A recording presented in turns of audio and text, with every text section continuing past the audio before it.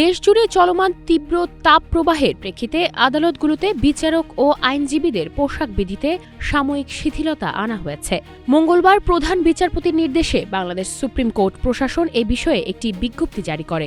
নতুন নির্দেশনা অনুযায়ী দেশের সব দেওয়ানি ও ফৌজদারি আদালত এবং ট্রাইব্যুনালের বিচারকরা এখন থেকে কালো কোট ও গাউন পরিধানের বাধ্যবাধকতা থেকে অব্যাহতি পাবেন। এর পরিবর্তে তারা সাদা ফুল শার্ট, সাদা শাড়ি বা সালোয়ার কামিজের সঙ্গে সাদা নেক ব্যান্ড অথবা কালো টাই পরিধান করতে পারবেন।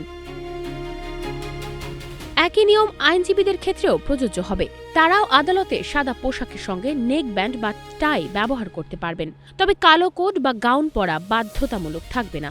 বিজ্ঞপ্তিতে বলা হয়েছে, তীব্র গরমে দীর্ঘ সময় কালো কোট ও গাউন পরে দায়িত্ব পালন করা কঠিন হয়ে পড়ায় বিচারক ও আইনজীবীদের স্বস্তি নিশ্চিত করতে এই সিদ্ধান্ত নেওয়া হয়েছে। নির্দেশনাটি ৭ এপ্রিল থেকে কার্যকর হয়েছে এবং পরবর্তী নির্দেশ না দেওয়া পর্যন্ত তা বহাল থাকবে।